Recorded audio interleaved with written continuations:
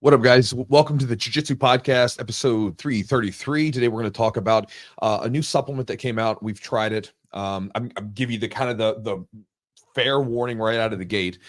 So, as many of you guys have been listening to the podcast know, if you've been listening for a while, a lot of stuff comes our way as far as supplements and products, and most of it never makes it to you guys because I don't want to talk about it, and I think it's junk. But we got one from a company called Grapple Science, a new company.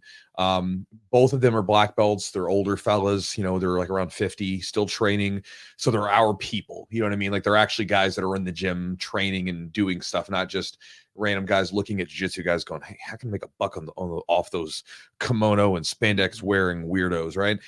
Because sometimes that's what it really is. Like one of the supplements that I turned down before, I remember it was like these guys coming in that literally were just like, let's sell it to jiu-jitsu guys. They'll buy anything, whatever. So screw those guys. But anyway, these guys are like our people. I used a supplement. I liked it. And so in the episode, we'll talk about the supplement towards the end. But before that, we're going to talk about like old people training. It will be a good part of it. I mean, we'll talk about who these guys are, but we'll get right into it as soon as the podcast starts. I'm asking them, about training changing as they've gotten older. So I know a lot of my listeners, a good amount of you are, north of 30. You're in the Masters Club, right? So I like talking about that stuff because that's where I'm at too, right? I'm 40 years old, so my game's changing, my training's changing, and so I like to talk about those topics. So enjoy the podcast, and we'll talk about older people grappling. We'll talk about these guys, and we'll also talk about a bit about their supplement, right? One of the guys' names is GW. He's a wrestler, got into jiu-jitsu. The other guy, John, he is was a wrestler, got into the SEALs, Navy SEALs. And then later on, he got into jiu-jitsu. He was all jiu-jitsu for a long time. So anyway, let's jump into the podcast here. Big thanks to our sponsors for helping make this podcast happen. Charlotte's Web CBD. If you guys have never checked them out, charlottesweb.com is the website. They've actually got a lot of new products. We'll talk more about them later that we've been trying out that I actually really like, besides just the regular CBD stuff. So more on that later. But they've got a lot of good products. Is there CBN product out now? Yeah, CBN. So the CBN one's really good. If you guys have used CBD before, CBD is great. But if you want something specifically for sleep, there's been a lot of work done with like CBN supplements. And CBN seems to be like, a cannabinoid that seems to help support sleep a little bit better. And so that's something that I take. My wife's been taking, and we like the supplement. You can save 30% off with the promo code Chewjitsu 3030 at the end of the checkout. So Chewjitsu 30 at checkout, save 30% on the order. Also, if you guys want to get some new jiu-jitsu gear, apparel, whatever you're looking for, gis, rash guards, shorts, t-shirts, the whole deal, check out epicrollbjj.com. If you go there, just look through their website, see if there's anything that you find that you'd like to wear, like to train in, whatever it might be. And you can find a lot of cool stuff, a lot of cool designs, a lot of great products, and at Epic Roll. And if you want to save 20% off the order, use the promo code Chewjitsu20 for 20% off, and then you can save that at checkout. And again, Matt makes a lot of great stuff. I get my rash guards currently made through him. Might be moving some of my Ghee stuff over there too. I'm not sure yet, but he makes a lot of good stuff, and I like what he does. So I like supporting him, and I know he supports a lot of you guys who have purchased stuff over the years. And so again, check him out at epicrollbjj.com. So guys, if you would like to become a Patreon supporter, a patron, then you can do so by going to our website at patreon.com/the Jiu-Jitsu podcast. When you join up, you'll get a bunch of perks and benefits and extra content that we don't release anywhere else. And on top of that, you're supporting the podcast that you guys listen to. And so again, you can do that by going to patreon.com/the Jiu-Jitsu podcast. And last but not least, if you want to get my daily email and also receive some free ebooks, you can do so by going to my website at jiujitsu.net/join. When you guys are listening to this, I will have a new ebook released in that. So I have one called Focus Jiu-Jitsu. I released it years ago. I redid it. It's free. Again, I put a lot of work into it. It's still free, whatever, it's out. But I've redone it because the old one it's great, but it's more theoretical and it's more geared towards people who might have a lot more control over their training. I rewrote it and retooled it. So this way it's focused on things and actionable steps, about a dozen actionable steps that you can take to add focus into your training in jiu-jitsu. That's the whole focus of it, right? And it's stuff that everybody can do from white belt to black belt, and it's focused mainly during your open rolls because a lot of people don't do a lot of situational training. And so it's a way to just, if you have an open round, if you have an open mat, it's a way to really wring out a lot of extra jiu-jitsu progress out of that by adding focus to your training. And so if you guys want to check that out, you'll do that at jiujitsu.net/join, CHEWJITSU.net/join. and you'll also get my daily email, and then you can unsubscribe at any time if you wish. So guys, let's talk to GW and John Teemer from Grapple Science.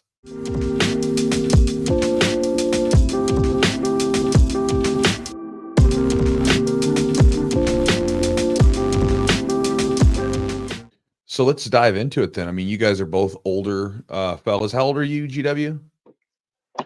I am 49. I'll actually be 50 in December of this year. So Okay. yeah, I'm getting up there. I'm slightly older than Timar, although it's hard to believe that I am actually slightly older than Timar. Look, I learned it was in vogue to dye your hair gray, and let me tell you, it's doing wonders for me. You look great. Yeah. Little silver fox. Good. and so I'm almost 40. He's 41. 41. So you guys are 50. So obviously, and all of us, how long have you guys been training? I mean, 18 for me, 18, 19 years. What, 2006 was when I started Jiu-Jitsu? Is that 18? I started wrestling when I was 12 and then just wrestled through high school and then a little bit of club after, and then took a break. And then my younger brother actually started getting into MMA, and he was starting as a grappler in MMA. And that's kind of when I saw what he was doing. So I kind of jumped in, but I didn't jump right into just straight BJJ. I was just messing around with the MMA stuff at first with my brother, training around. And then with the wrestling background, that's what stuck. I just was like, yeah, I kind of like this. And so I didn't touch the gi for a long time, and I wasn't super serious about it. It was just jumping in, training with the MMA guys. And it was a lot different back then. It wasn't as sort of structured as it is now. It was just guys getting together and training. And then, and that's when it sort of escalated to finally I got convinced to put the gi on. And finally I was like, okay, now I understand the gi and I'm not scared of the gi. And I just went through the gi, and here I am, 20 years later. Yeah. So like you did wrestling, you did jiu-jitsu, obviously got a bunch of medals in the background. So you competed a bunch. And then, John, you were in the SEALs, you got into jiu-jitsu, this whole thing. So again, a lot of stuff there, a lot of wear and tear on the body, and something I've been training since like 2000 with wrestling and jiu-jitsu, and I got into jiu-jitsu in 2003. So like, again, as you get older, you have to change things around a bit. You can't train like you used to. What are maybe some ideas from you guys from your own experience? How have you guys adjusted your training, or how has your training been forced to change? As you've gotten older, because I feel like we all kind of go through this like rough spot where, especially if we were getting after it when we were younger, as you get older, you mentally feel the same, but then like you might even feel like you're getting better because you're getting more wise, or you're sharper. You're like, man, I feel great. And then you feel like the same guy you've always been. And then, but your body's telling you like, no, asshole, you're a different person every so often. So for you guys, how have you changed your training, or how has it changed as you've gotten older? That's a great question, man. There's so much in there. I think for me, just spitballing on some of the things that I've done differently as I've aged, my game has changed. I'm less interested in low probability exotic maneuvers. They're great. I learn them because people want me to show them to them and stuff like that. But I really have focused on slowing down the game and controlling my opponents more than I did when I was younger. When I was younger, I also grew up wrestling. And I had no problem getting in high intensity scrambles. But now I work pretty hard to control the situation to where that doesn't happen. And then I've just changed my game so that it's there, that I'm working on really dominating, controlling my opponent with like simple, tried and true traditional jiu-jitsu primarily. I steer clear. I do inversions sometimes, but I steer clear of them most of the time because I have hip and back injuries from this. How much do you weigh? I weigh 220 this morning. 220. Yeah, inversions for a 220-year-old, 50-year-old, probably not the best idea. I'm hyper athletic, man. You may be, sir, but like that's a lot of weight to put on your neck, right? Yeah. No, so I kind of cut out the high risk, the stuff that's high risk for injury. I've cut that out of my game. Again, I still learn it, but I don't really. I'm not working on excelling at those sort of techniques, other than just having a knowledge base and applying training. And then I've gotten smarter in how I balance my training outside of training, my fitness outside of training. I used to lift real heavy. I've cut that out. I've gone to more calisthenic and resistance training. I had an injury a couple years ago where I had a partial tear in my my bicep tendon, and that's when it just kind of hit home, because I was pheasant hunting. I couldn't hold a shotgun, you know, in class. I was like really kind of handicapped with my right arm, and so I changed how I balance my recovery, and I started doing strength training with the idea of actually recovering instead of like, I mean, I'm still strong and I'm still lifting a lot, but like I changed it to reduce the risk of injury, and also to help my joints and my tendons stay healthy, and not put unnecessary stress on them when I'm not in the jiu-jitsu training environment. And then I've just changed my behavior in training. You know, like I break it up throughout the week. I try to get in 3 or 4 times a week consistently. I'm not going in every day, and then on the days when I'm off, I'm doing some of the things I described for my general wellness and fitness, to help keep from getting injured competing. I mean, those are just some ideas. Those are things that I've done personally. I mean, G-Dub probably has. No, I mean, I'm with you. I've done a lot of the same stuff. I've had to change I've had to focus on certain positions. I talk about it a lot on the podcast. Like I used to have this very fast, change of direction oriented guard passing game, playing high and low. Now it's like, I still have that in spurts if I need it, but I've also developed like my old man guard passing game in no-gi primarily, where I can slow things down using proper pressure and everything else. So I'm with you. So I just like hearing from, older guys that are doing it too, because I think there's always just little ideas that come through it. What about you, GW? Like, what have you changed as you've gotten older with your jiu-jitsu and your grappling? The number one thing I've changed is I've kept my ass out of the competition class for the past few years. Where I used to, when I was coming through, I was hitting it hard 4 or 5 days a week, sometimes 2 a days, competition class at like 2 o'clock with all the black belt, brown belts. And I've just kept my ass out of that class for the past, 3-4 years. So that's it. I've realized my limitations. Like I can't do that now. If I was going to do that class, it would take 2-3 days to recuperate from it. Another thing is for me, a big change was when I started coaching, and it sort of changed the entire way that I looked at the sport, because when I was coming through the belts, I was competing. It was just the environment I was in. It was like nobody gave anybody an inch ever. It was pretty beastly in there, and guys were just, if you couldn't handle it, you just didn't show up. Yeah. And nobody gave anybody an inch.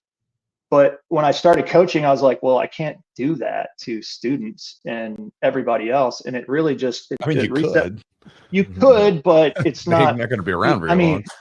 Right. And it took me a while. I'm like, oh, I can't just beat the tar out of white belt and blue belts. And you know what I mean? So it really changed the way I rolled completely. So I wasn't going into every roll like, hey, I have to win this roll. And like, I had guys that kept score from 4 years of rolling with each other. Like, hey man, I'm up like 3 points on you. That's super weird. That's it. It's weird, right? It's you know what I mean? weird. But they were older guys too, but they might not say it, but they knew it. You know what I mean? Or like, hey man, that guy's tapped me like 8 times in 4 years, or you know what I mean? It just gets to that point. But I just kind of dropped all that, and my mindset changed completely when I started coaching, which in hindsight, I should have had that mindset sooner.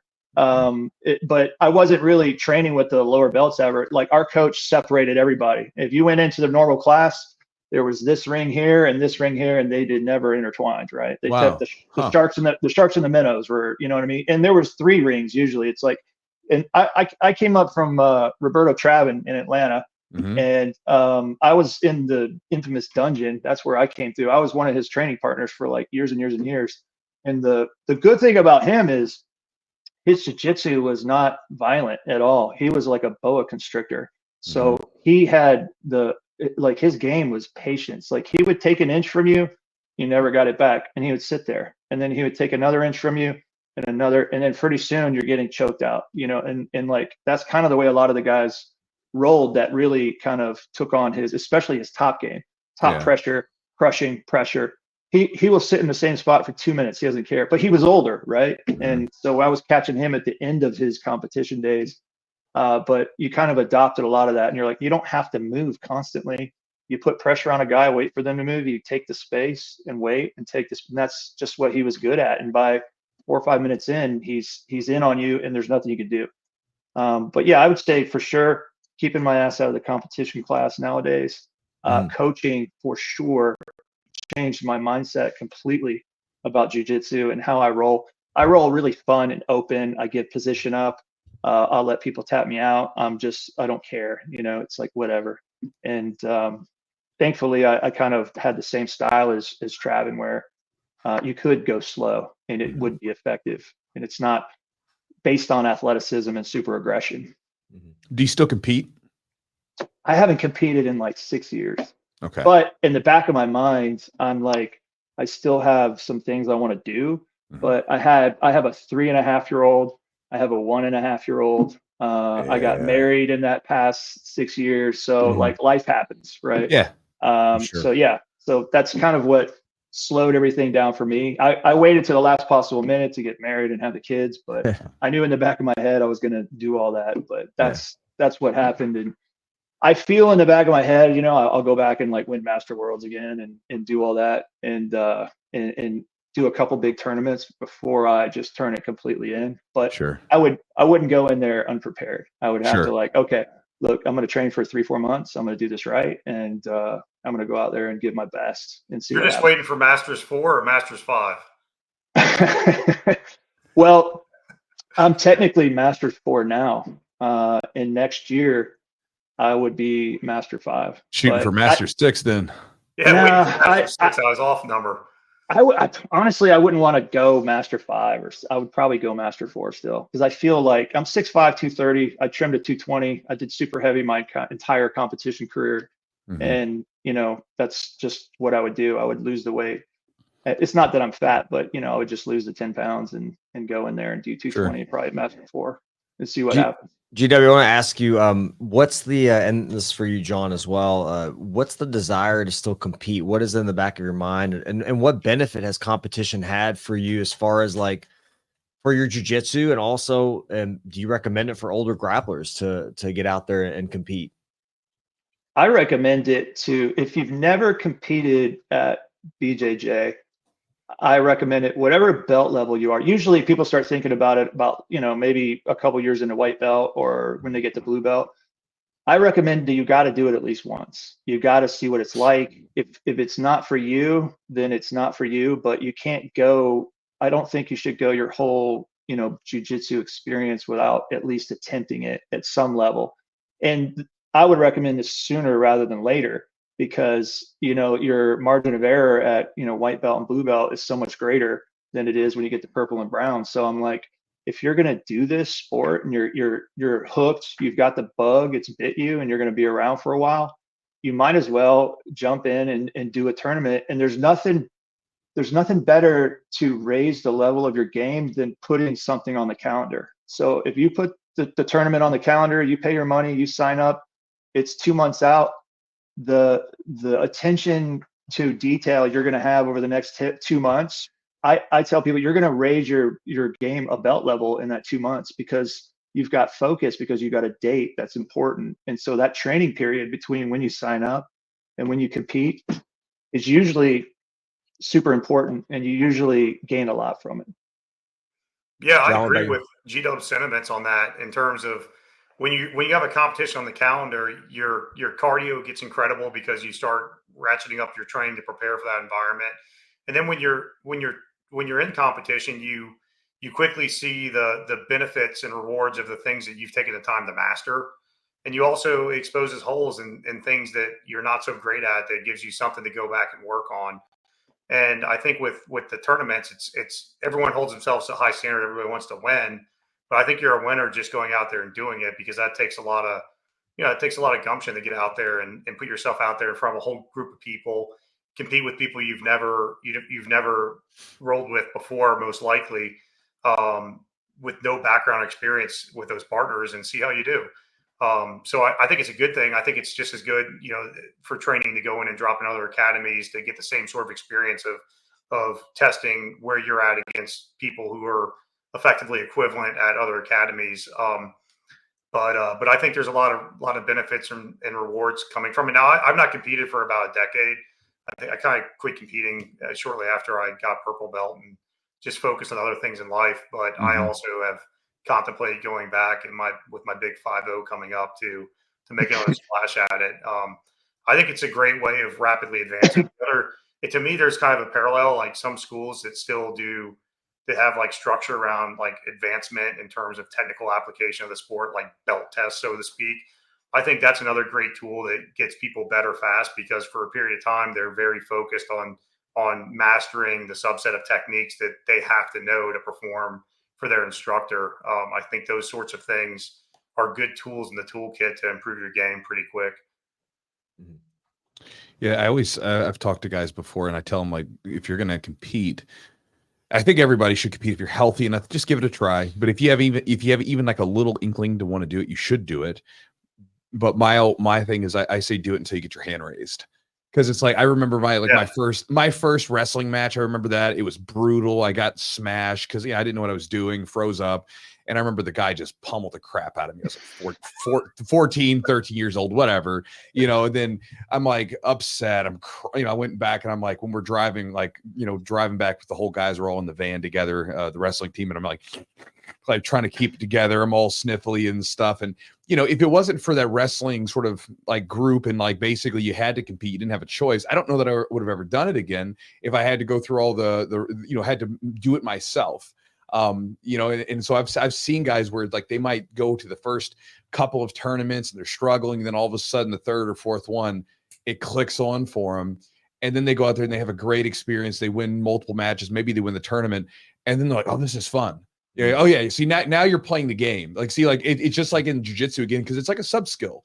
It's like, just like when you go to jiu-jitsu in the beginning, you get smashed by everyone. It's not necessarily the most enjoyable thing, but there's for some reason you go do it because you feel like there's something there. And then eventually, once you sort of get good enough that your head's kind of out of water, then you're like, oh, this is kind of fun. Like I can do something. So I think for a lot of guys, if you do compete, and if you decide to do it until you get your hand raised, so that this way you have like experiences to contrast. You may get your hand raised and be like, nah, I'm good. I don't want to do this anymore. And that's okay.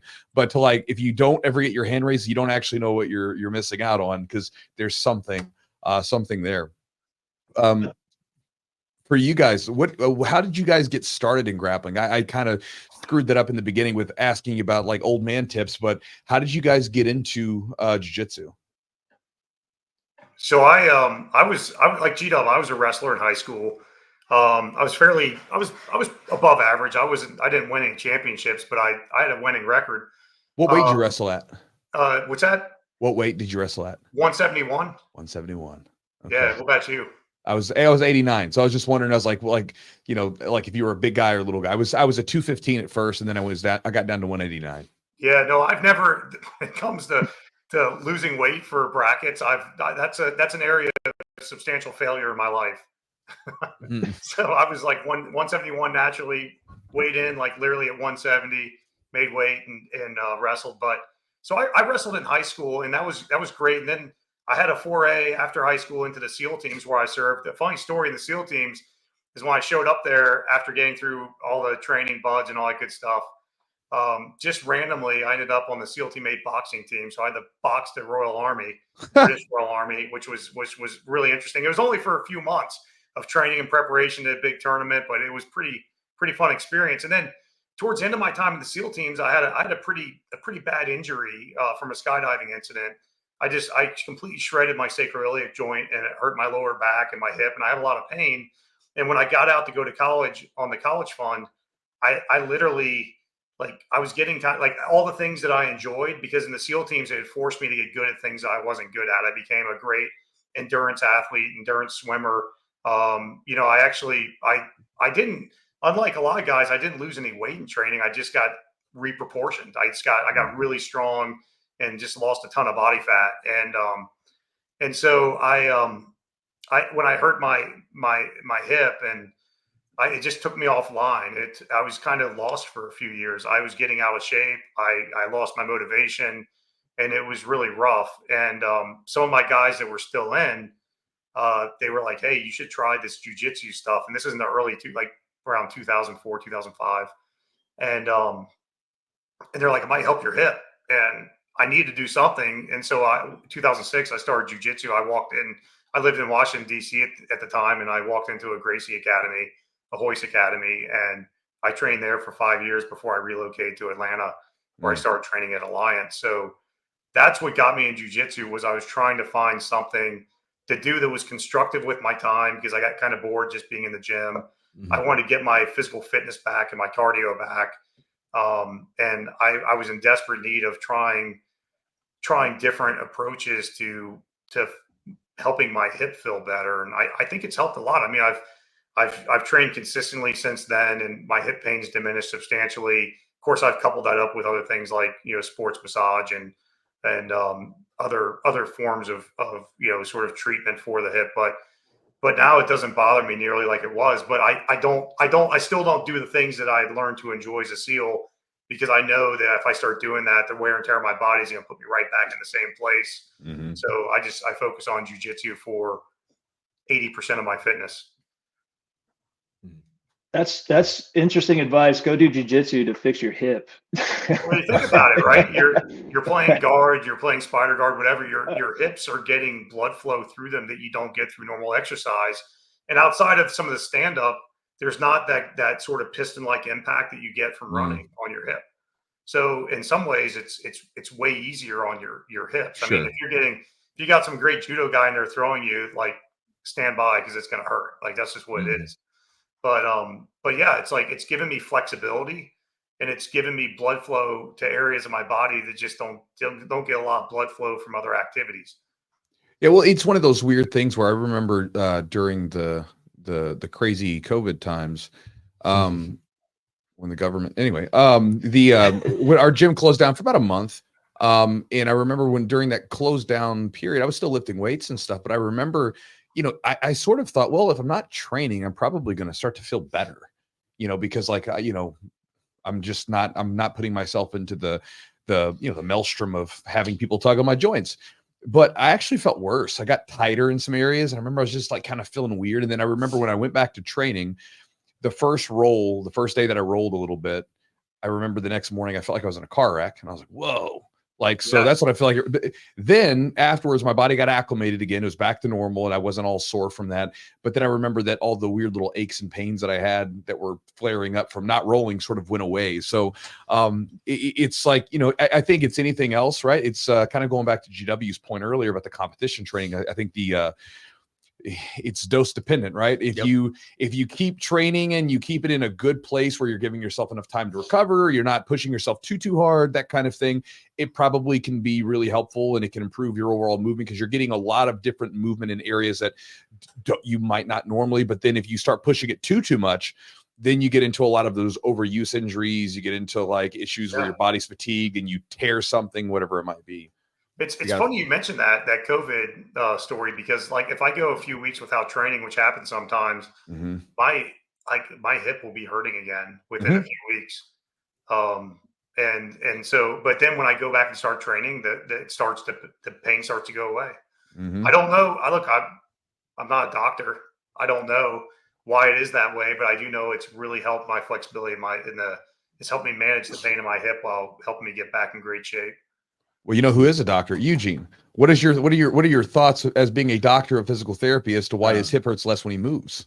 Well, part of it. So like you guys are both correct. It's dose dependent. Number one. Number two, you're forcing your hip in a certain range of motion that you may not typically do. So you're getting blood flow, getting circulation, you're getting that activation of that tissue. And I think it's good. Now, can you do that? Can you go too far with that? Of course. You go to competition class all the time and your body feels broken all the time, right? So, so that's an option too, but you got to find, and everybody's different. They've got that sweet spot. And I think that in conjunction with obviously training, I think putting your hip in your body in certain positions, I think can be to an extent helpful, but it can also be harmful if you, just like anything, kind of like you do too much of something. So in physical therapy, we have this kind of silly term, motion is lotion. And you're kind of like helping the tissue and that joint stay lubricated, essentially. And I think it can be really helpful. And people get kind of stiff, right? Like if you don't get that movement in, maybe you're sitting too much for work, or you're not getting around a bunch of that movement in your hip or your joints, you start feeling stiff. So that movement is really important. It's a way to keep that like fluid in the joints and keep that everything kind of moving. Yeah, and the hips are so important in jiu-jitsu. I think that's part of it too. Like I'm just moving them in ways that I'm not moving them like that at my house. Yeah. I'm not moving them when I'm doing stuff with my family. Like, it's not the same. But jujitsu, it's just something about the way it helps your mobility. Yeah. As long as you don't go too far to the other side and hurt yourself. Exactly. And, Yeah. and the other thing is, like, I think as an older grappler and someone that's more experienced, you kind of know what your limitations are now. You know, like what feels good, what doesn't. You can change position or modify and do things in a way that your body is used to, kind of like not inverting at, at 50 years old and 200 plus pounds. Probably not the best thing. You've done it before, probably doesn't feel good, but if you did it all the time, it's probably going to be harmful for you. Right. So just kind of doing things and working in a way, I'm sure your jiu-jitsu styles in a way that's conducive to your body and you don't feel broken after you're done training. Yeah, I agree with everything you said. Yeah. So GW, how about you? How did you get started into the art of South American ground karate? Well, I wrestled like Timar, but I was I would say a mediocre wrestler. So you wouldn't believe the weight class that I started. I started at 103 pounds, and that was my freshman year in high school. Did you really? That's insane. 103. How tall were you? I was probably only like 5'6", 5'7". Okay. My parents pushed me ahead of grade, and then I was a late bloomer on top of that. So I went out for JV football because all the neighborhood kids that I grew up with were like the starting quarterback, the middle linebacker. Went out there at 105 pounds, soaking wet, got annihilated, literally annihilated on the football field. And it was all the kids I grew up with. And then, so they put it on me extra. And this is, and so one day the varsity line coach was the head wrestling coach. So he lined up the entire JV team and went down and pulled helmets out to fill in weight classes. That's how they did it back then. So they get to the little guys, they're all grabbing almost every helmet, right? Hell so yeah. my helmet. And he's like, you're wrestling. I'm like, I guess I'm wrestling. That's how I got introduced to wrestling. It was on the football field for JV football. And so he's like, trust me, you're going to like it. You get to fight guys your own size. And I was like, I was about to say, it's like you actually you can be a 103 person and you can be successful versus like 103 pounders not being successful in a damn football field. Not that year. I wasn't. No, for sure. I hit a couple growth spurts in high school, thank God, but I still didn't. I never even hit 175 pounds in high school. I was probably 6 foot, and I think I wrestled 152 my freshman year. You were and thin. Cut down to 145. Yeah, but I definitely had some more strength and more I would say development than I did my freshman year. But yeah, I was mediocre at best, but I hung in there. I started, JV 103, started JV 112 the next year, and then went to varsity, and then went to varsity 152 and wrestled all 4 years. But I didn't get the size I was until, I kept growing until I was like 21, 22. And then I ended up, like 6'5", 220 by the time I was 25. And I'm looking back, I'm like, God dang, why didn't I have this in high school? So for me, I kind of had a little grudge, I think, with the kids that I competed with back then. And then when I asserted that into BJJ, that's why I kind of took to it, because I was physically way more developed. I had become a gym rat by that time. 25, me and my brother's actually, he's a 3rd degree black belt, got his black belt in front of me, and he fought professional MMA, and he's got 10, 12 fights. He was undefeated. And we were just gym rats. So we started working out, lifting weights. So by the time I was 25, I was just a completely different creature. And that's when we started getting into MMA. We walked into MMA as, these idiots that carried coolers around full of sandwiches and protein shakes and were muscled up from the neck. And that's where we walked into the MMA scene, and started just training a little bit and getting into it. And he stuck with it. I moved. And then when I moved back to where we were, I kind of picked it up. And so I did a bunch of no-gi tournaments. I didn't want anything to do with the gi for quite a long time. And I wasn't super serious. I would just pop in, train for a couple months, pop out, pop in, train for a couple months. I would do a no-gi tournament here and there. And then my brother convinced me, because he had already put the gi on, and I think it was a purple belt when I finally became like a white belt in the gi. And he convinced me, he's like, why don't you just go do Pan Ams as a blue belt? And I was like, what? And he's like, just do it. And I'm like, okay. And so I went in, I trained with Roberto Travin for the first time with a white belt on. And he Roberto grabbed me at the end of class. He's like, never come in here with a white belt on again. I was like, sorry. So my brother's cracking up, and I laugh. I'm like, does that mean I'm a blue belt? And he's like, I guess I'll just give you a blue belt. I don't know what it means. He was That's just angry great. at me. I was like, and then that's when my brother actually, he's like, you should go do Pan Ams as a blue belt. I'm like, I don't even know what I'm doing. You know what I mean? Yeah. Like, he's like, just do it. And she's like, I'm going out to compete. You go out to compete. And so that's when I was like, I put a schedule, a tournament on the schedule. It was 4 months away. I signed up, paid the money, put it on, and went every day with a blue belt on to Roberto Travin's gym, and for 4 months straight trained. And then I went and won Pan Ams as a blue belt. You know, it was like whatever. And then my idiot coach gives me my purple belt on the absolute podium. I'm like, what are you doing? I've only been a blue belt for 4 months, but he's like, you're at that level from all the wrestling and all that stuff. But that was back when you didn't have to stay at certain belts, you know, for 2, 3, 4 years. With the IBJJF, you So could weird. actually, it is weird. But then I stayed at purple belt for quite a while, and then I stayed at brown belt for quite a while. And then it sort of like picked up from there, and that was like normal. But he just caught me up to where I should have been, I guess. But that's kind of how I got started, and it's not everyone's experience, but that was my experience. But that's when I got the competition bug. So I kept competing all the big tournaments from that point forward. I went to all the purple belt, all the brown belt, and then into black belt. So Why didn't you want to wear the gi? well, as a wrestler, you don't want to wear the gi. And you know, we were goofing around with MMA, and it was, you know, the gi just wasn't any fun, because you know how it is. If you're athletic and explosive and you can wrestle, you don't want some smaller person controlling you with grips and technique that you don't know. And that's kind of what it is. And until you understand, it's like golf. I never understood golf. And then one day I understood, I'm like, oh, this is just having fun with my bros for 4 hours out in nature. Like, I love it. This is great. You know what I mean? And then I understood the gi all of a sudden. And I was like, oh, okay. Then I get it now. And once you start to learn a little technique and slow it down, then you're like, okay, I actually appreciate this. And now I like the gi, and I don't really like no gi. Part of which is because I'm older and I like to slow everything down. And I feel like no matter who walks in the room in the gi, I'm going to be able to do what I want to do. In no gi, you know, you're not going to have that same control. You're going to have to put in a lot more effort to have that same control, for sure.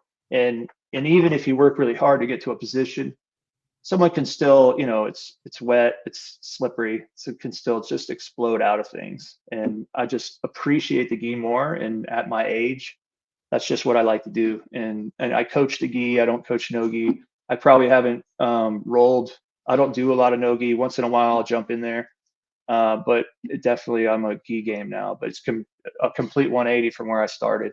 But that's kind of like the evolution of my BJJ. I love the gi now, and I coach the gi, and that's just I'm good with it. You know. It's almost like a little bit backwards. Like I think a lot of us, like I started primarily gi, you know, and then like now I start, you know, transitioning to no gi, because that seems like that's the trend, and more of our class at the gym are probably what 60-40. About 60-40. Yeah, 60-40. So no gi it used to be like probably 70-30. Yeah, it used to be Wednesday, Friday used to be our only no gi days. Yeah. And then after COVID, I was getting ready for no gi pans, changed it to Monday. The Monday class blew up. Yeah. And then when I changed it back, everybody was like, can we do no gi again on Monday instead? And I'm like, if that's what you guys want to do, I'm cool with it. It's weird. I feel like I have kind of the opposite reaction. I like no gi more as I get older. I do like the grips when I'm going up against like some young athletic person, whatever. Sure. But man, like the gi beats me up more than like I can roll more no gi. And I may like get into bad positions and stuff like that, but I can roll more no gi than I can gi, because it's like I don't know what that is. But like a lot of times after a gi session where people are wrapping lapels around my knees and my neck and stuff, I'm just like my body's a little bit more kinked up. Whereas like, you know, if you get a hold of something, for the most part, I can like slip out of it or whatever, or, you know, it's not that big of a deal. But like a lot of times that constant tension that gets created on certain areas of my body seems to bang me up a little bit more than it used to. Yeah, I've heard other guys say exactly the same thing regarding the gi versus no gis. The no gi provides relief in other areas, where in gi you have that constant tension, the push pull, the grips. Sometimes I got a buddy he just stopped rolling gi because he's having hand problems. Yeah, sure. From, like all sorts of arthritis from his hands. But I'm a lot like G-Dub though. I mean, I've always just dropped in, trained whatever's happening. I've never really cared. To me, Jiu-Jitsu's Jiu-Jitsu. I understand why gi's blowing up. It's got a level of athleticism and intensity to it that's very exciting for a spectator. And, rolling gi is a ton of fun, but it's not the best spectator format for the sport. So, I mean, I can see why people kind of lean right now towards no gi, but I just don't care. It's just I'm grappling. Yeah, I'm with you on that one. I'll do both. It's easier to understand to the untrained, I think no gi is than gi. It's like, why is he, you get like a Keenan Cornelius where they're doing origami and stuff, and that gets a little confusing. But when I came through, gi was the hot shit, right? That was like you had to do gi back then. Well, it was the most, like, the world gi mundials in the world was the tournament, but now it's shifted. So like I kind of missed that boat. Like I was already like, okay, gi is it. But now the younger generation, the no gi's getting all the attention, and that's why they're all gravitating towards the no gi. So like when I came through it, like Hunter Gracie, like the gi was the hot shit, and now it's definitely no gi. I think the pendulum will come back a little bit. Like I do. I think because you go to tournaments and there's still thousands and thousands of competitors at gi, and I think they still want to do that. And I think people are just going to do both. I don't know. I think there's going to be a huge section of just people that just do no gi, but I think there's going to be a huge section of people that do both. Dude, lapel jokes are fun, man. Like they're just fun. Well, I mean, we were out at, the Master Worlds, and as an example, right? Like it's the gi tournament, it's packed. Filled to the brim. You go look at pants filled with tons and thousands of people. I think again, it goes to a, it's kind of like just a symptom of like unsocial media, right? Where like, it distorts what's real. You know what I mean? Because like, as an example, social media would tell me that like, Americans are all these assholes everywhere else, But then if I go travel, which I have done all year, it's like Americans are pretty cool people most of the time. Sure, there's some assholes, but like generally speaking, everybody's kind of getting along just fine most of the time, just not online. And I think online, a lot of times the buzz gets pushed onto the no-gi scene where it makes it seem like it has this disproportionate amount of pull that like everybody's doing no-gi, like whatever. But then if you go travel to a lot of gyms, people are doing gi everywhere. And most people, I think, they just train.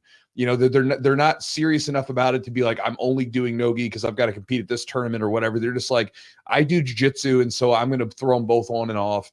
And maybe I like one a little bit more than the other, but you know what? I'll do both. And I think that's probably the majority for probably 80% of people doing jiu-jitsu. Yeah, I totally agree with you. And look at this. The industry's thriving. It's growing. Back when all of us started, there may have been 100,000 people in the U.S.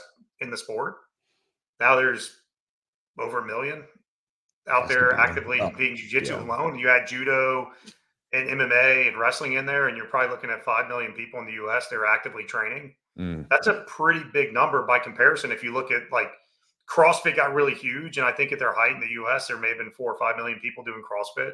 So that's fairly big industry at this point. And look at like Fuji and Shoyu-Roll, and just go down the list of these great gi. I mean, these gis are pretty cool, dude. They're pretty cool fabrics. I mean, why wouldn't you want to throw one on and do some lapel chokes?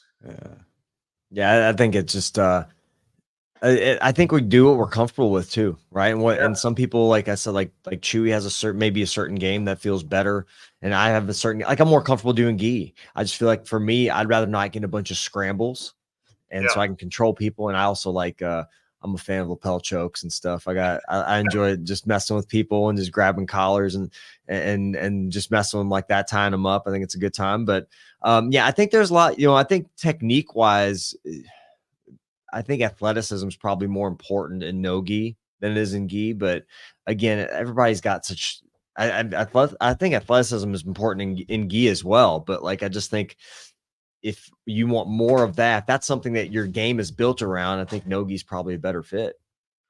Yeah, for sure. It's interesting seeing in these recent tournaments, ADCC, CJI, like the top competitors there were a ton of top competitors that were traditional gi guys that cut their teeth in Ghee, and Yeah. they were out there at the highest level in no Ghee. Now wrestlers are a different breed. These top wrestlers are incredible athletes and come in and crush, and they're great in their stand up. But like, it's just, I think there's a lot of merits doing both. The way I think about it is, I think Ghee allows you to really focus in on your technique by slowing down the game and introducing friction, which makes it challenging.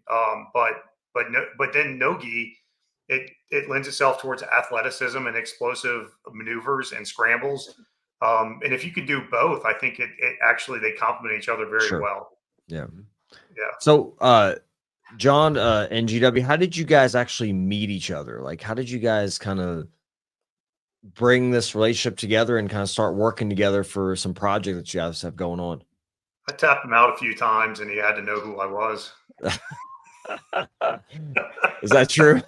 That's definitely not true. That's definitely not true. We didn't even meet in a BJJ capacity. So I was a co-founder of a brand called Killcliff. It was a beverage. It launched in 2011. It's still up and running. 13 years later, John was the CEO of Killcliff for about 5 years, from, was it 2017 to 2022 or 2018 to 2000? Yeah, around there. So 23.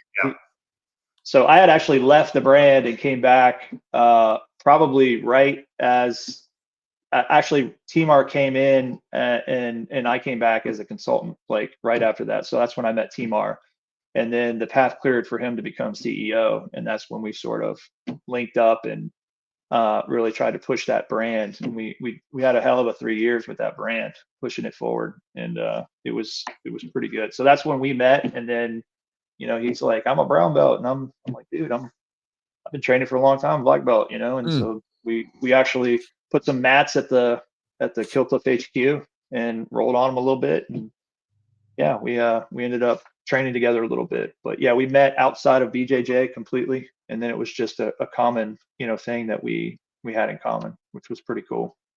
I was like, I'm just gonna make it.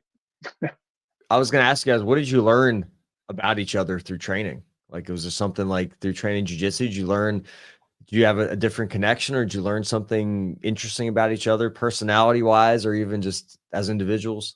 I was picking G-Dub's brain all the time when I get stuck on something. I'm like, this guy's getting me with this thing. What do I do, dude? So I've always been tapping him for knowledge. Yeah. Well, I think we've learned a little bit off of each other for sure. So his gym, he trains at Alliance in Atlanta, which is like the US HQ of Alliance. Alliance is obviously a big BJJ organization. And then I'm at Travin. So our two gyms were sort of like rival gyms, kind of. There was always this like little weird beef, which I think they patched up between Jacare and Travin over the past couple of years. So I've been over to his gym and trained a couple times. He's had a string of coaches over there that, if you were in the Atlanta area, were insane. When I started, it was Cobrinha, and then it was Lucas Lepre, and then it's Leo Noguera, and Jacare was there the entire time. So it's just hard to beat. And then so Travin was sort of Jacare's golden boy for a long time, and then was the coach before that, and then broke out and did his own thing, and took a lot of students, and that's why there was like a whole thing. But yeah, so we were at separate gyms, so we didn't get to train together all the time, but we definitely got together, definitely a handful of times and trained. I think where you saw it manifest, Eugene, was when we started working together at Killcliff. The brand had grown up in CrossFit. It was how we know a lot about CrossFit because of that, and really it took over the scene. It was the top drinking CrossFit for years until big money came in. Once big money came in, started paying athletes like dollars that even a successful, like, you know, post startup thriving brand couldn't afford to keep up with those sort of dollars that athletes were getting in that sport. But you saw the manifestation when we started working together, because I was a CEO, but we never really had when I was there, a CMO or like a head of marketing necessarily. So G-Dub kind of filled that bill. And before, you know, he'd always managed influencers, athletes, partnerships, social media.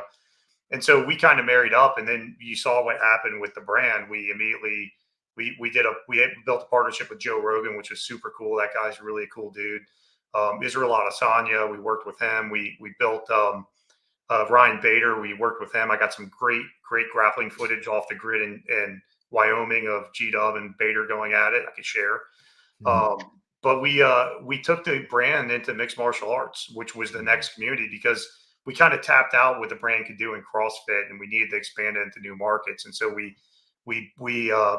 managed to negotiate a deal to take the title rights to which was once Sanford MMA. It became Killcliff Fight Club, which is the second largest professional MMA team in the world. And we started, and then we just kind of moved that direction for building the brand, which having we've always had a large veteran audience in that company. And there was a lot of alignment between, elite functional fitness, MMA and grappling training, and in the veteran community kind of aligned. So that became sort of our core demographic. And I think that was kind of the initial manifestation of when we started working together with our backgrounds, different backgrounds, but both like the parallel: high school wrestling, jiu-jitsu, multiple years, like training with top coaches. And so I think it was a passion, but it was also, for us, it was a no-brainer opportunity with the Killcliff brand. And I think that led to, upon our departure, we sold the business, and, what do we do next? And that's where this brand emerged, is kind of picking up where we left off with Killcliff. Mhm.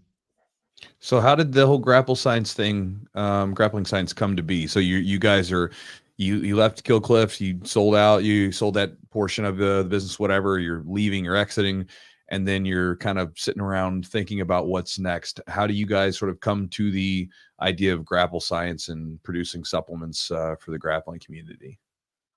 Well, Yeah, we had seen that there was a vacuum there. We while we were still at Killcliff, we realized like there was this. First of all, the space was growing. It was growing fast, and Nogi was a big part of that. It had its first true like superstars that were crossover stars that people that didn't grapple kind of knew who they were, like Gordon Ryan, and that was kind of the indicator. Like, okay, this is actually going to be bigger and bigger. And so we saw the sort of the vacuum there, and we were noodling on it for a while before we actually sort of put it together. But we knew we wanted to do a supplement brand, and we knew we wanted to do it from the inside out as an authentic brand, and we knew we wanted to cater to this crowd that really wasn't getting talked to. It was kind of like CrossFit at the beginning. There weren't a lot of companies talking to CrossFitters, and we just did that, and we saw how successful it was. And we knew that we wanted to do that in the grappling space. Yeah, I mean, that was basically it. I think from my perspective, just to add a little more color, I tend to train in the mornings. We have a great morning class at Alliance. It's 7 a.m. class. And what you get in the mornings are people that first of all, are super committed, because getting up in the morning early and driving to your school and then getting smashed that's kind of hard to start your day like that. So these dudes are pretty tough. And it also you tend to have people that have, demanding jobs or family life that keeps them from getting in the evenings. And so they tend to be a little bit older. What I found though is like religiously, a few classes a week after class, guys are sitting around just shooting the breeze, like the water cooler, having a good time, talking trash. And every week, guys they're trading ideas on different products to help them stay on the mats longer, different supplements they're taking, what worked for them, what didn't work for them. And for me, that was kind of a light bulb moment as we've been noodling with this. I'm like, look, man, people are looking around, they're seeking products that can help them, compete at a high level and stay on the mats for a long period of time. And I personally had gone through trying lots of different things for myself, and never really found what I was looking for. So I think the combination of, just from a market and industry standpoint, of it's a growing community, celebrities are in the sport now, name your celebrity. You have crossover stars like Gordon Ryan. So there's a lot of indicators that this is something real, and there's a large audience. So that's a good indicator, but also just thinking about the sport and the demands on the sport, your physicality, your cardio, your mindset, trying to create solutions to improve all that, and hearing people every day, talking about the different products they're trying and why they are good or bad. that really lit a fire under me, because I realized there's a need state that's not being directly spoken to or serviced by the companies that are out there. And so we just decided to get in and give it a try. And we knew for one, we're our own customers. I don't know if that's a good thing or bad thing, but we use our products. We create our products to help us be better at the sport. And we have a lot of creative ideas on how we'll continue to expand our portfolio to serve the need of grapplers and more broadly combat athletes. So can you describe, like, so the main kind of, I guess maybe the flagship product is the Grapple Science Cognition supplement. Can you kind of describe the formulation? Like, what was the thinking? Obviously the needs of the athletes and the practitioners, but like, what is it, what's in it, and why is it there, and how can it help grapplers that are trying to stay on the mats? Yeah, we started out thinking about getting people in the flow state. How can you get people to clear their mind and focus? Obviously, jiu-jitsu is a very technical sport, and there's a lot of technical application, learning and application. So we came at it from that standpoint of, is there a way we can create a product that would enhance your mood, help with your motivation, give you clarity and focus, but also give you energy without the stimulants?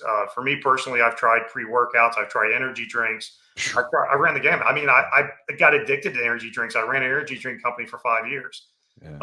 So but even then, your guys, Killcliff, I don't know if you guys changed it. Back in the day, it was like the milligrams of caffeine was much, much lower. Like it was like right. what, 25 or something, or Yeah. I mean, we in don't comparison, have that product. We Yeah. complement it with a high caffeine line.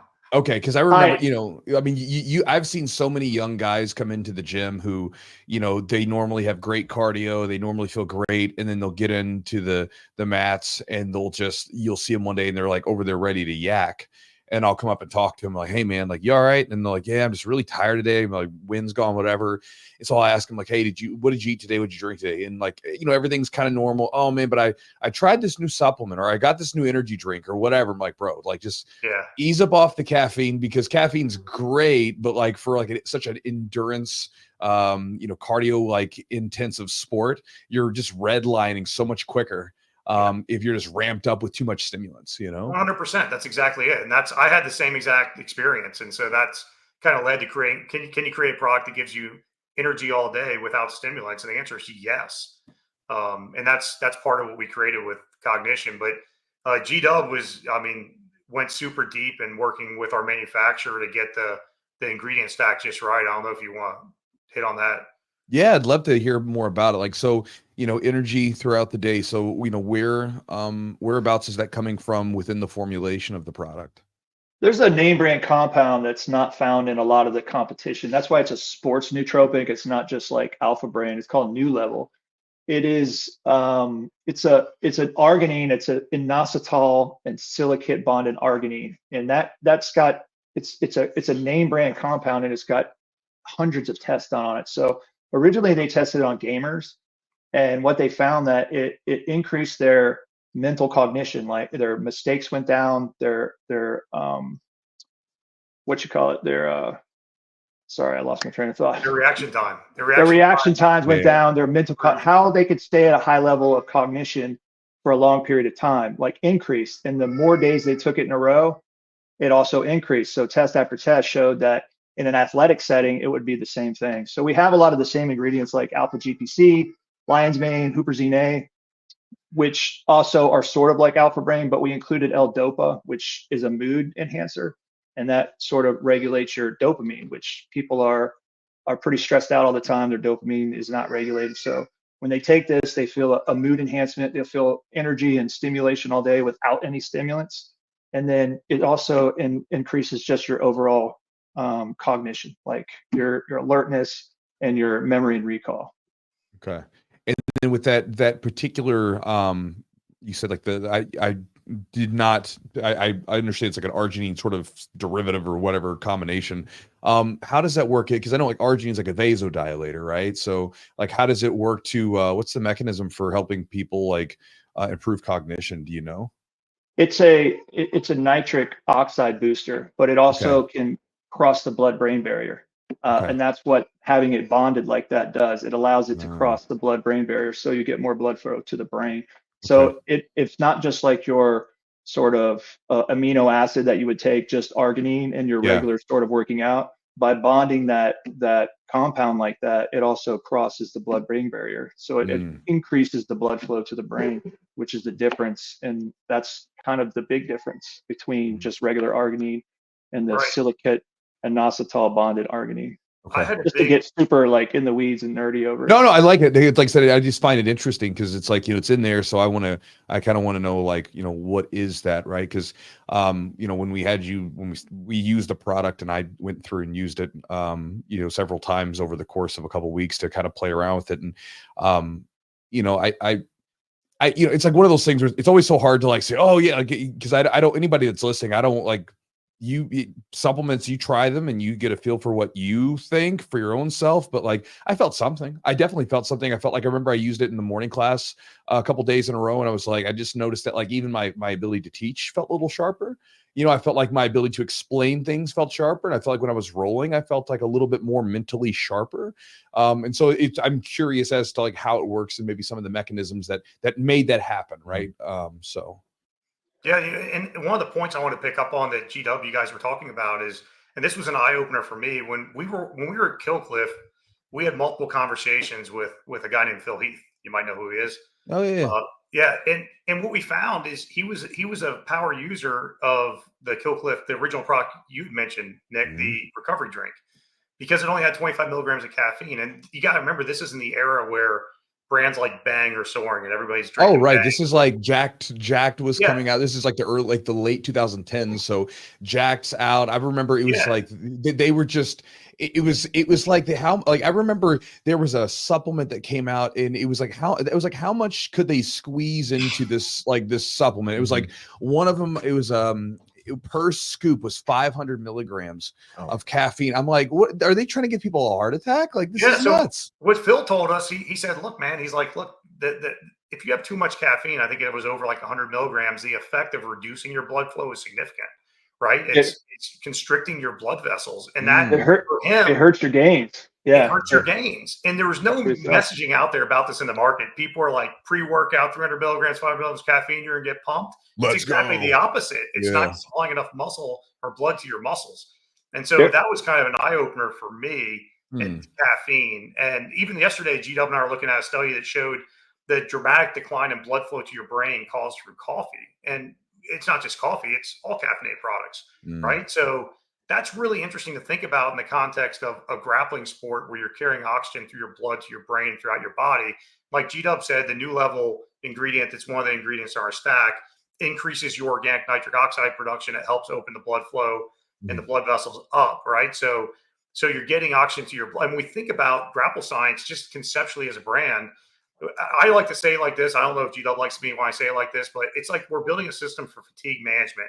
All things being equal, if you can stay at a high level of work capacity and stamina and endurance for an enduring period of time, then you should prevail, assuming that you guys, you're the same sort of physicality, cardio, and all that stuff as your opponent, right? So as we think about future products, that's something we're keeping in mind is how do we get blood flow to the muscles, to the brain, oxygen flow to the muscles, to the brain, maintain water in your muscles longer, those sorts of things to help delay the onset of fatigue. And then when you start feeling fatigue, for you to go decline at a slower rate and keep your performance at a high level. So that's part of the idea behind the Cognition product is exactly that. Like, you're not getting any stimulants, but you're alert and focused and you have energy, right? That's pretty cool. You can cut back your caffeine consumption dramatically. And we're seeing that over and over again from our consumers and the feedback we're getting. And then when you guys know we all roll, if you go out there jacked in caffeine, your cardio is shot so fast. Like you feel terrible. You might come out hot and heavy, but you burn out quick. That's not the game we're trying to play. We're trying to give people the alert focus and the ability to perform precision under duress over an enduring period. And so we've designed multiple products. We've only released one, but we decided to start with the brain vitamin effectively, right?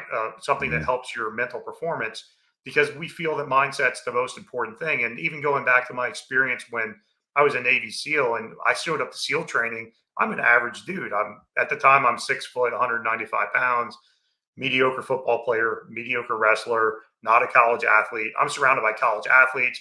I'm surrounded like dudes that look like Greek statues. Like, I'm like, oh man, this is going to be something. And we started with 130 people. We finished with 8, and I was one of the 8. And I wasn't the fastest guy. I wasn't the smartest guy. I wasn't the strongest guy, but I was one of the toughest guys.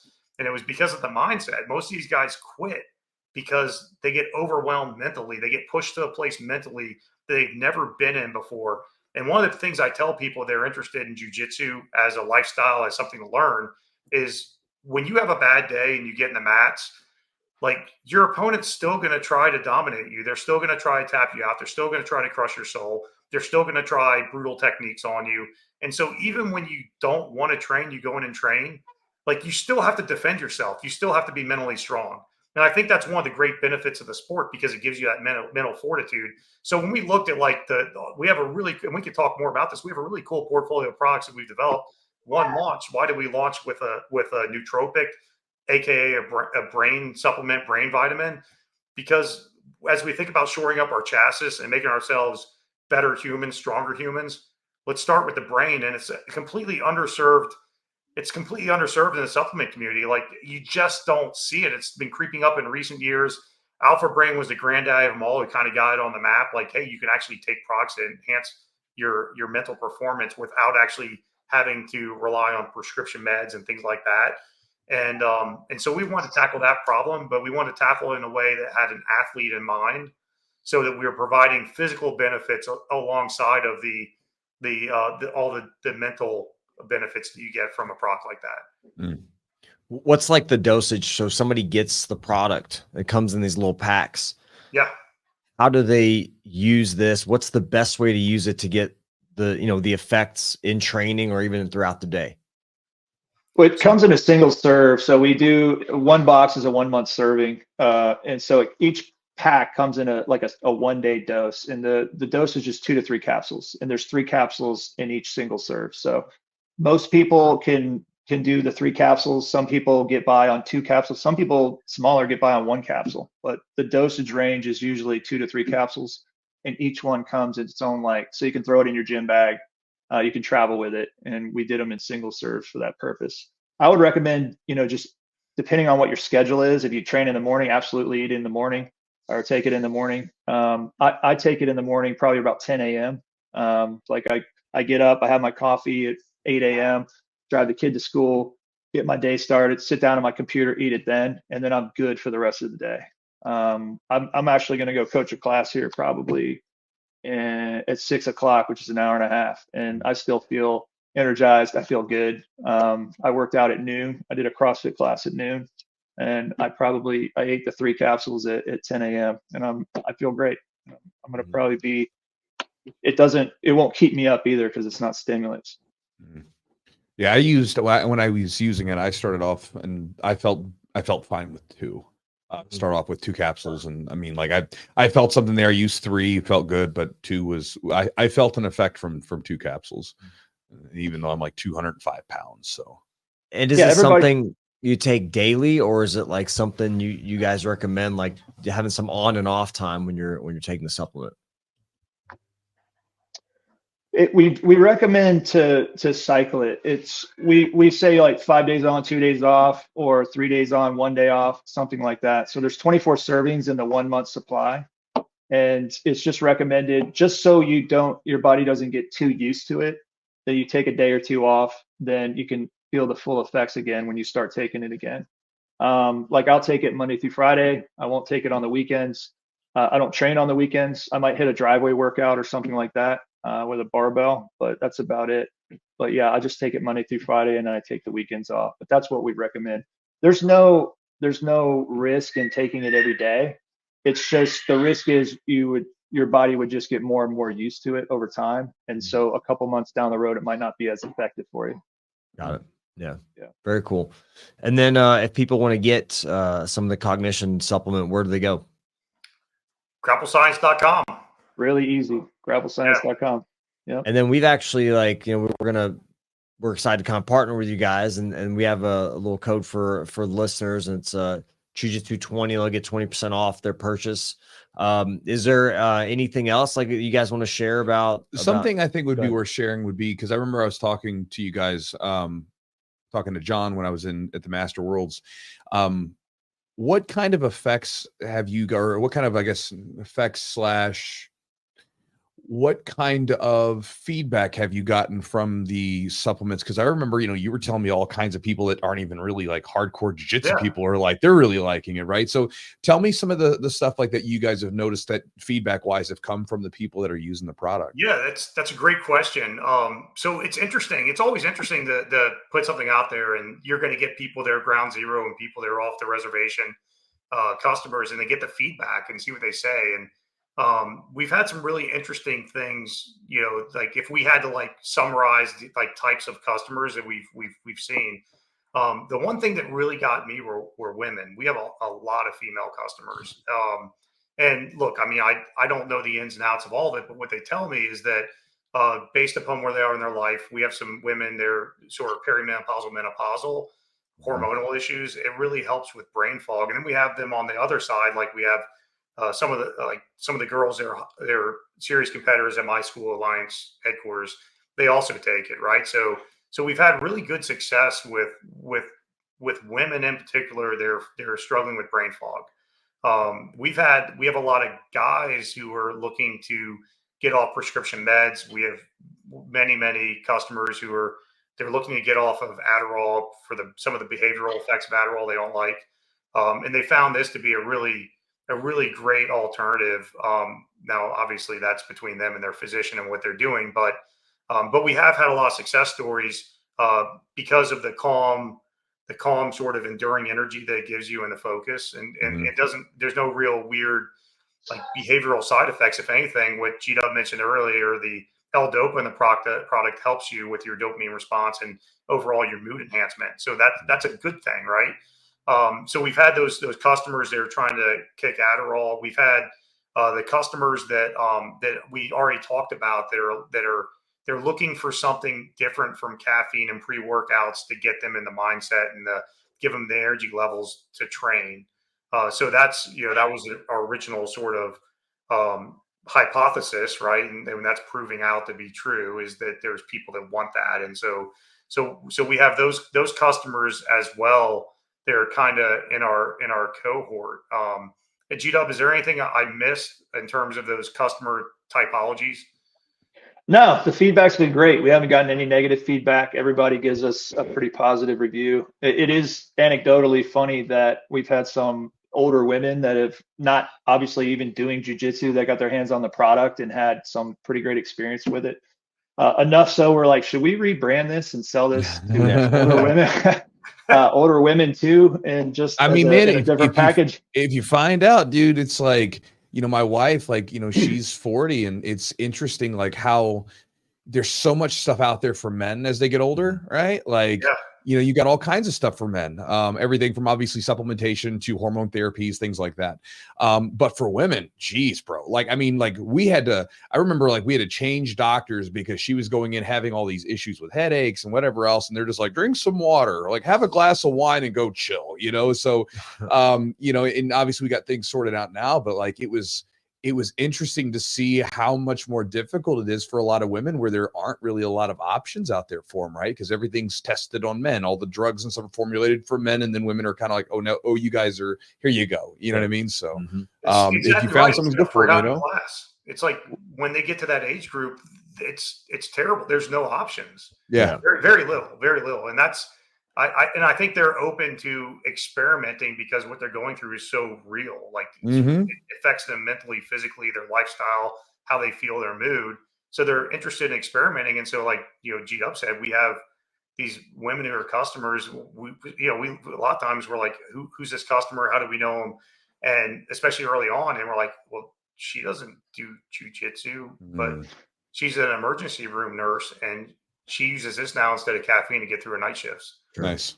Oh, And to second their point, like we were on a call like a couple weeks ago or maybe a week ago, and I was like, "Hey, I got a funny story for you guys." My wife texted me. She's like, "Hey, do you have any more like the Grapple Science supplement?" She's like, "I feel like it really helps because I just had her try some." Yeah. And so she ended up texting me one day, like I was at work, and she's like, "Yeah, I want to, where's it at?" And so she seems to, my wife's in her 30s, and she, she's a massage therapist, has, some of the stuff she does is very physical, but also it's mentally, it's a long day. We got 2 kids, and she's got, work, and then, stuff at home, and she's also in school. She's a super healthy person that's in tune with her body. So like, she's one of those people where if there's going to be an effect to it, she's going to be very sensitive to it because she's already like hyper aware of so much. Yeah. And so she noticed a difference. She said, I just felt more, she's like, I felt more sharp. So I was like, that's interesting. So I wanted to share that with you guys, and I did. And you guys brought in the story about like just a lot of women kind of having some positive effects from, which is pretty cool. So I can really relate to that. So that's pretty cool.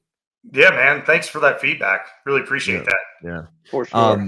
Yeah, so grapplescience.com, people can check it out and use code Chewjitsu20, get 20% off.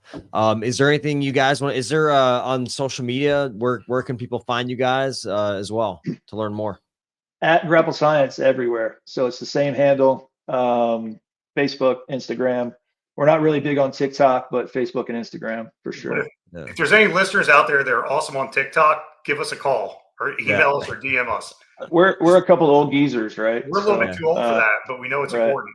Yeah. Maybe it's important, man. Maybe it's not. I don't know. Like, I think sometimes, especially with like the applications where they don't really want you to stay anywhere, they just want you to keep doing this.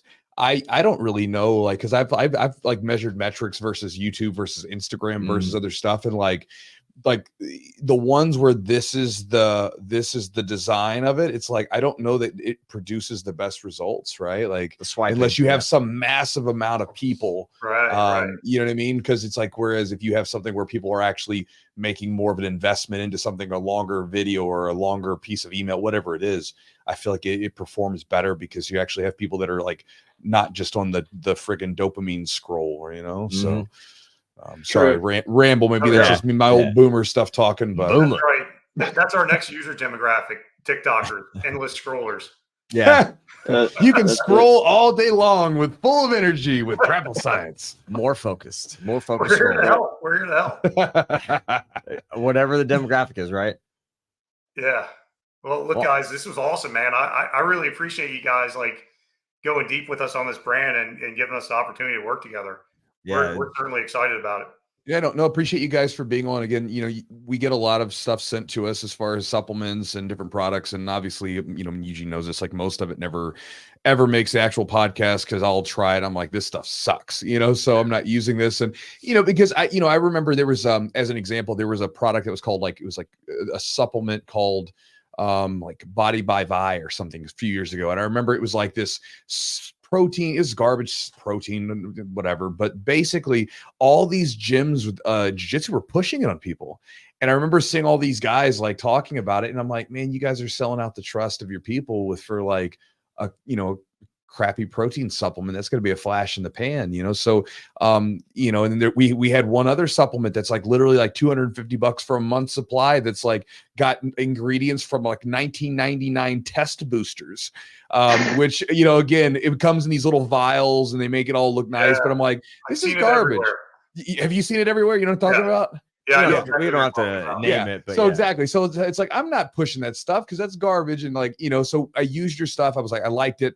And I used it multiple times over the course of spanning a few weeks to be like, am I really feeling something or is this just placebo? I liked it. And so, was happy to have you guys on so you could talk about it and share it with people so that they can see again, if they have the same sort of effects or if they get something from it. Yeah. We're trying to be very thoughtful. We're not cutting any corners, even like in our Cognition, we packaged it in the individual servings. It cost us a lot more to do that than to put in a big bottle, but we did it because we know the lifestyle. People are putting their gym bag and they're going to work, and then they're going to the gym after work. They're sharing stuff with friends. So we wanted to make it infinitely portable. And as we go down the road and launch more products, we'll do the same thing. And we'd love to get your all's feedback on some of our stuff before we take it to market, because we're not cutting corners on cost, and we're trying to put thoughtful products together to actually take those sort of things we talked about at the beginning, and like if we were blending the best of like power athletics and endurance athletics and finding that happy medium that help improve the work capacity of grapplers, that's what we want to do. And really make them unique to the sport. Well, awesome. Anything from you, GW, before we wrap up? No, I think we covered down on it, but stay tuned. grapplescience.com. Like we said, we've already got a couple of additional products that we've put together, and we're excited about launching them here soon. We're just doing it nice and slow, organically, taking our time and putting them out one by one. And I think the stuff that we've got coming up, you guys are going to enjoy as well, for sure. Really, before you leave, can you reveal what GW stands for? I have a German name, and it's just easier to go by GW than explain what my name is. So my first name is Gwenner, Gewinner, and my middle name is Wesley, and I'm the second. So Gwenner Wesley Garrison the second.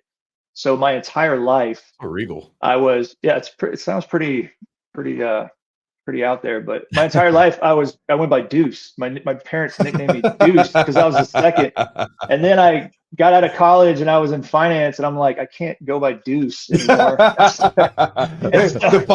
Who's your great finance guy? It's got Deuce. He'll take care of the account. Yeah, send me all your financials to a guy named Deuce. Yeah, so I just my buddy's like, you should go by your initials, Gito. I was like, you know what? That's not a bad idea. I'll just do that. That's cool. I got you. I never went by Gwenner. My dad went by Gwenner. He was Gwenner his whole life. Yeah. So that's it. That's the story. It's spelled G Winner though, if you want to know. It actually means champion in German. It's actually the word for winner in Germany. Yeah, that's cool. So very cool. If anybody speaks any German, they'll probably laugh at that name. Yeah. Awesome, guys. Well, thank you guys for being on. We're excited to work with you all, and appreciate y'all sharing your stories and chatting with us for a little bit. Gentlemen, dude, appreciate you guys. Yeah, this was awesome. I appreciate it, guys. All right. Thank you very much. All right, guys. Hopefully you enjoyed the podcast. Hopefully you got something from it. If you're maybe a little bit older, maybe get some ideas. I meant to ask John. I thought I was going to ask him like what he thinks like the biggest misconceptions of SEALs are. Because it's like one of those. Yeah. I was going to ask him like, what do you think the biggest misconception is for people looking at Navy SEALs from the outside in? Because a lot of times there's, people think it's one way and then really it's not that way at all. But maybe another time I'll just ask him that in person next time I see him. But again, hopefully you guys enjoyed the podcast. And again, if you guys want to check out their product, you go to grapplescience.com. If you want to save 20% on the order, Chewjitsu 20, CHEWJITSU 20 for 20% off the order. And again, I just share this with you guys. Like, if you never buy the product, it's completely okay. But understand that I'm not. And I just share this with you because I feel like everybody's been burned by like sleazy people. Like we live in this influencer economy thing where like, everybody will sell their damn left leg and, their grandmother for a couple bucks. And how we were talking about, before the podcast even aired, we were talking about celebrities and how they'll sell every ounce of integrity that they have to be famous. You know what I mean? Like where we talked about certain like rappers back in the day who put on this persona of this gangster rapper. I didn't know that. So listen to the podcast. Yeah. So go watch watch the old interviews of Tupac, right? Go watch those interviews, and then you're like, oh, he put on a persona to sell records. Yeah. And then in turn, like people view that as, oh, they thought that was really him, especially young kids. I thought it was. And to me, it's like it's the same thing when you see young kids coming up in jiu-jitsu where they start to mimic what they think is this person. When in reality, a lot of times it's not. It's just this is a larger than life persona that they're trying to put on, or this like ultra like hyper, what would be the word? This person that's stirring the pot, so to speak. And that's not actually who they are. They're just doing it to get attention. Right. Sure. And so then the young kids come up and they view it. Oh, that's what I need to be. That's, so I'm not better than anybody. I'm just as dysfunctional as everyone. I think that's part of it, right? Like successful people or people that are doing something. We're all dysfunctional. It just, certain people learn to manage their dysfunction better. So you got to be honest with yourself. Like there's certain foods that don't make it into my house because I can't handle them being in the house. I'm dysfunctional that way. You know what I mean? There's certain things I can't do because I'm dysfunctional. So with that said, one of my things is that I sort of pride myself as you guys listening, because a lot of you are my students listening, but also too, if you're not one of my students, I sort of consider you an extension of that. You're one of my people. And so anytime we bring a new like a new sponsor on a new supplement, I always feel the need to talk about this. Like, look, I'm not trying to sell you out for a buck. I'm trying to support the podcast. Obviously, that's why we have sponsors, but I only allow sponsors that I actually like. Eugene, again, would tell you that we turn down most of the sponsors that like press us for a sponsorship because I don't like their products. And I don't think that if you got the products, you would like them. And so I want nothing to do with them. Yep. And so just something to chew on, right? But that said, check them out at grapplescience.com. Promo code is Jiu-Jitsu20 if you want to save 20% off the order. Also, if you guys want to check out some of our other sponsors, charlottesweb.com. They sell a ton of different CBD products and also some new functional mushroom products and things like that I really like. More details on that later. You can check them out at charlottesweb.com. The promo code is Chewjitsu30, Chewjitsu30 for 30% off the order. If you guys want to save some money on some jiu-jitsu gear, apparel, merch, whatever you want to consider, call it. You can go to epicrollbjj.com. Matt and his crew, they make a ton of great rash guards, shorts, gis, t-shirts, the whole deal. Great designs, great quality stuff, and you can get it at epicrollbjj.com, and the promo code is Chewjitsu20 for 20% off the order. If you guys want to become a patron and support the podcast and help us out and help us keep going and get some access to some extra perks, content, and stuff that we don't release anywhere else, you can do so by going to patreon.com/the Jiu-Jitsu podcast. When you join up for a very inexpensive price, you'll be supporting the podcast that you listen to, and in turn, we'll give you some gifts and things that you can have access to. Then again, if you want to get more details, just go to patreon.com/the Jiu-Jitsu podcast. And last but not least, guys, if you would like to get my daily email and also receive some free jiu-jitsu ebooks to help add some focus to your training, you can do so by going to my website, chewjitsu.net/join, JOIN. When you join up, you'll get access to my email. I'll send you a daily email then, which typically comes out Monday through Friday. So it's almost daily. And one of the new ebooks that I have is it's Focused Jiu-Jitsu. It's a book I wrote years ago. I rewrote it, redid it. And I've made it more accessible or usable or functional for people who are, whether you're a white or black belt, but you don't have a lot of control of the structure of your training. You go to open mats, you go to rolling, things like that.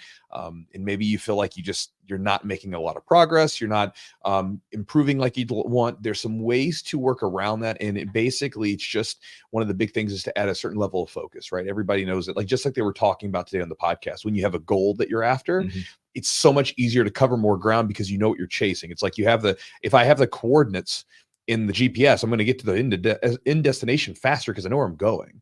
And so there's some things that you can do to set goals for yourself and to train with focus that I've used. And again, the tips have been used by people from ADC's champions, people we've had on this podcast, world champions in jiu-jitsu, Olympic wrestlers, the whole deal. So you can check it out at chewjitsu.net/join. So anyway, guys, hopefully you enjoyed the podcast, got something from it, and we appreciate you guys for listening, and we'll talk to you next week.